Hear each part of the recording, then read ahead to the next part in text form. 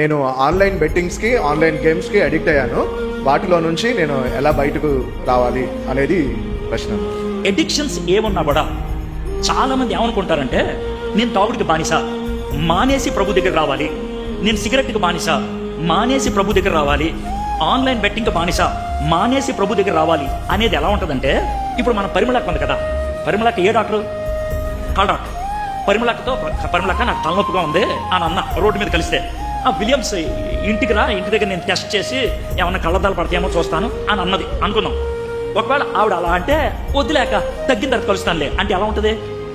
నీ మీద నమ్మకం లేదు, నువ్వు వేస్ట్ దానివి, నా అంతా నేను తగ్గించుకుంటానులే, తగ్గిన తర్వాత కలుస్తానులే అన్నట్లుగా.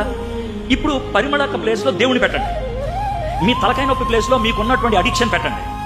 ఒకవేళ యేసు ప్రభు కలిసి, బాబు రా బాబు అని అంటే, వస్తాను కానీ ఎడిక్షన్ తగ్గిన తర్వాత వస్తానులే అంటే దేవుడు ఏమనుకుంటాడు? దేవుడి దగ్గరికి వెళ్ళాలంటే క్లీన్గా వెళ్ళాలని. డాక్టర్ దగ్గరికి ఎవడో క్లీన్గా వెళ్ళడం, దేవుడి దగ్గర కూడా ఎవడో క్లీన్గా వెళ్ళడం. గుర్తుపెట్టుకోండి, దేవుడి దగ్గరికి ఎప్పుడు ఎవడో క్లీన్గా వెళ్ళడం. ఒకవేళ నేను మురిగంట్లో పడిపోయాను, మురిగొంట్లో వాళ్ళకి దెబ్బలు తగిలిని, ఎవడైనా సరే హాస్పిటల్కి తీసుకెళ్తాడా, బాత్రూమ్ తీసుకెళ్ళి స్నానం చేపిస్తాడా? హాస్పిటల్కి మురికి బట్టలతో ఒక అబ్బాయిని తీసుకెళ్ళగలిగితే, మురికి హృదయంతో ఏసీ దగ్గరికి వెళ్తానికి ప్రాబ్లం ఏంటి?